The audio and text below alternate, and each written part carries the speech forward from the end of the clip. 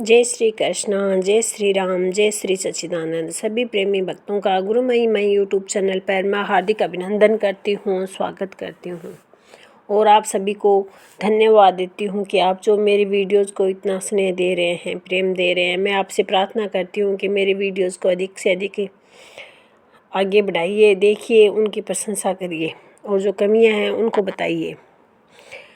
ये मानव शरीर हमें मिला है उस परमपिता परमेश्वर की दया से, और उसके लिए ही थोड़ा बहुत समय हमें निकालना है। मैं आपको लोगों से यही बात कहती रहती हूँ कि जीवन पानी का बुलबुला है, उसका कोई भरोसा नहीं है। कब हमारे हाथों से हमारी जीवन की श्वास रूपी डोर है वो फिसल जाए, इसलिए हमें थोड़ा बहुत समय निकाल करके उस परमपिता परमेश्वर का स्मरण करना चाहिए। और उसको स्मरण कैसे करें, किस रूप में करें कि हमें उसका स्मरण करना हमारे लिए सफल हो, ये हमें समय के महापुरुष बताते हैं। क्योंकि इस धरती पर ही गुरु है, वो सबसे बड़े भगवान का रूप होते हैं। और कहा भी गया है, गुरुर ब्रह्मा गुरुर विष्णु गुरुर देवो महेश्वरा गुरुर साक्षात पार ब्रह्मा तस्मै श्री गुरुवे नमः, तस्मै श्री गुरुवे नमः। अर्थात गुरु ही ब्रह्मा विष्णु महेश है, वो इस धरती पर साक्षात परमपिता परमेश्वर का रूप होते हैं।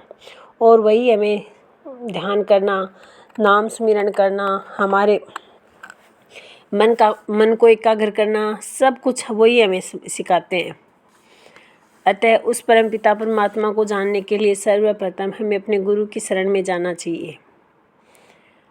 फिर हमें जब उनसे नाम दान मिल जाता है तब हमें फिर ध्यान करना पड़ता है। और ध्यान क्या है?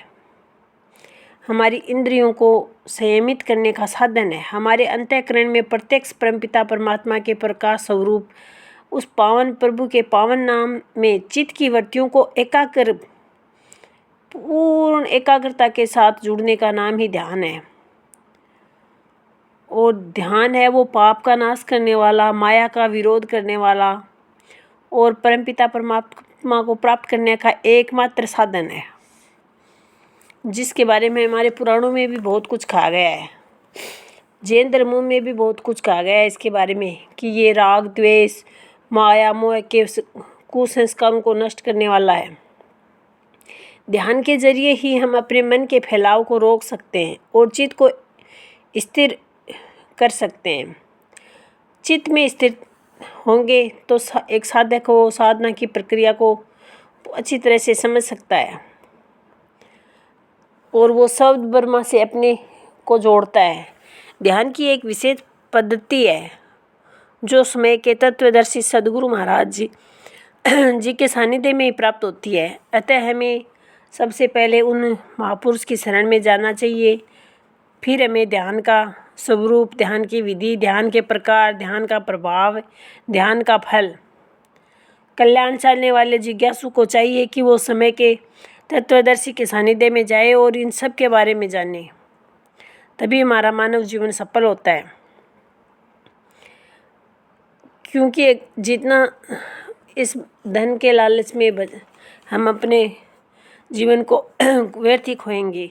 और कहा भी है कि भजन बिन बावरे तूने हीरो सो जन में गंवायो, भजन बिन बावरे कभी न आया संत शरण में, कभी न हरि गुण गाया।